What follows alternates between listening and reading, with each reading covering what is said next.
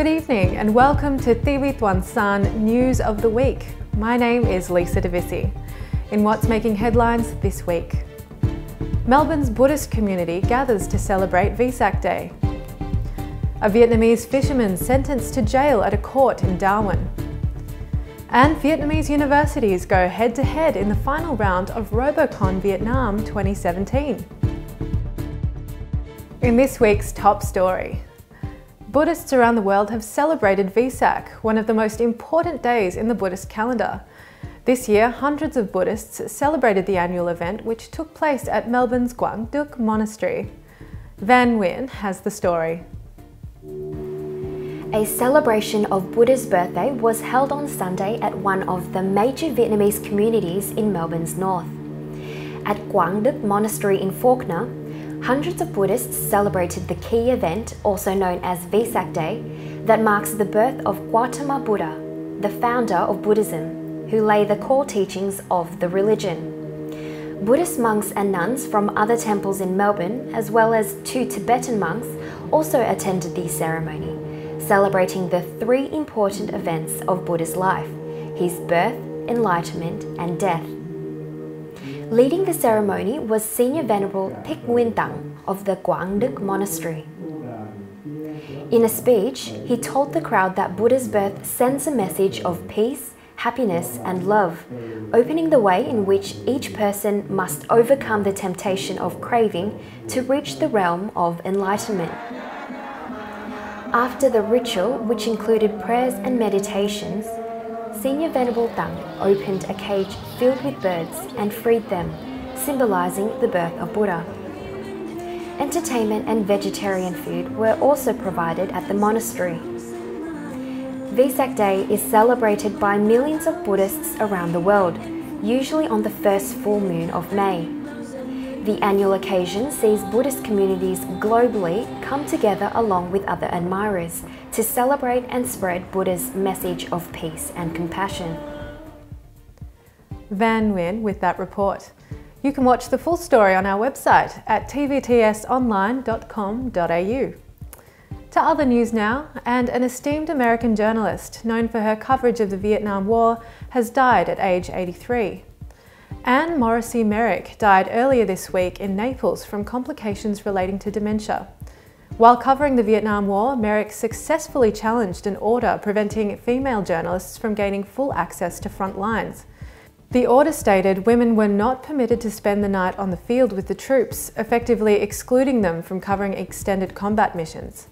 Merrick, together with journalist Anne Bryan Mariano, joined forces with 6 female journalists and lodged a successful appeal to the Defense Department.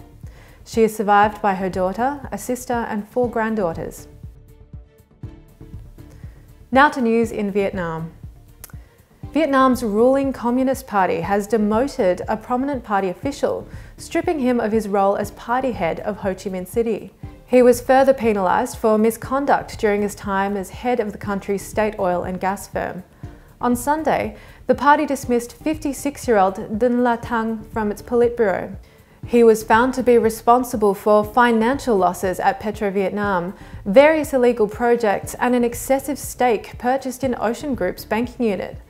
Following the unusual strong action against an incumbent high-profile official, the party said on its website it has also removed Thang from his role as party chief in the country's economic hub and biggest city. He has been reassigned as vice head of the Central Party's Economic Committee, a move that drops Thang further down the party's ranks. Nguyen Thiện Nhân, head of Vietnam's Fatherland Front and a Politburo member, has been named as the new party chief for Ho Chi Minh City. Vietnam's Deputy Minister of Health, Nguyen Thanh Long, says non-infectious diseases claim the lives of about 400,000 Vietnamese people each year. His statement came at a conference to discuss the prevention and control of non-infectious diseases held in Ho Chi Minh City on Monday. Despite efforts by the Health Ministry in controlling non-infectious diseases such as cancer and high blood pressure, Long said the number of sufferers had reached alarming levels. As many as 70% of deaths each year are caused by non-infectious diseases, and of those deaths, 40% of them happen to people under 70 years old. The ministry has set a target of decreasing the rate of deaths caused by non-infectious diseases to 20% by 2025. It also aims to reduce smoking rates by 30%, alcohol use by 10%, and high salt intake by 30%. 3 men have reportedly been fatally struck by lightning while digging a grave in central Vietnam for a deceased family member. Local media reports the incident occurred in the district of Hung Trắc in Quang Binh province, as 5 family members were digging the grave. A police report stated that the remaining 2 family members had been injured. In a separate case, Tvts newspaper reported that lightning also killed a 42-year-old woman on the same day in nearby Quang Nam province. Meanwhile, 12 people have been killed and 33 injured after a bus collided with a truck in Vietnam's Central Highlands on Sunday. According to state-run newspapers, 11 people died on the scene in the province of Gia Lai. It's reported a truck was speeding at 105 kilometers per hour when it crossed lanes, hitting the bus. To news in Australia. A Darwin local court has sentenced one Vietnamese fisherman to jail and sent his crewmates home after they were caught carrying out an illegal sea cucumber voyage. Prosecutor Patrick Behrens said the crew's fishing boat was spotted by Border Force near the Samaras Reef with 4 divers in the water. Barrister for the fisherman, Lee Min Nguyen, told the court her clients came from poor families and had taken on the illegal voyage for the small rate of $10 per day. 13 of the crew members were handed fines and suspended sentences as it was the first time they had been charged. However, crew member Huy Van Le was not so lucky, as Judge John Neal sentenced him to 3 months jail for being a repeat offender. The federal government is being urged to check wooden furniture imported from Vietnam after a report by the Environmental Investigation Agency was released on Monday. The report says Vietnamese companies and private individuals are smuggling enormous amounts of illegally logged timber from protected areas of Cambodia. The EIA alleges the operations are being facilitated with help from Vietnamese government officials and security force personnel. It's estimated that between November and March, at least 300,000 cubic metres of timber were cut down in Cambodia's northeast and Ratanakiri province and exported to Vietnam despite a logging ban. Australia is a major market for the Vietnam timber industry. Last year, Australia imported $300 million worth of timber products from Vietnam, mostly wooden furniture. And as winter sets in down under, perhaps it's time to book in a holiday.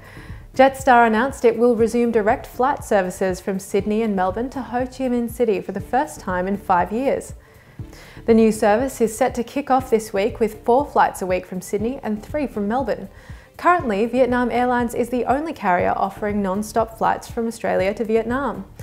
Jetstar Group's CEO said Vietnam was one of the fastest growing holiday destinations for Australians and that it had the potential to become as popular as Bali or Thailand. Back to news in Vietnam.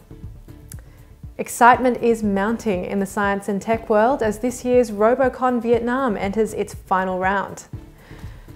As many as 224 participants and 32 teams from universities throughout Vietnam competed in the event held in Ninh Binh province, some 90 kilometers south of Hanoi. This year's finalists are teams from Hung Yên University of Technology and Education, as well as Sao Da and Lac Hong University. The winners will receive a cash money prize and the opportunity to compete at the Asia Pacific Robot Contest, set to take place in Japan next year. That's all from Tuần-san News of the Week. For more stories, you can follow Tuần-san at tvtsonline.com.au and Facebook at Tuần-san.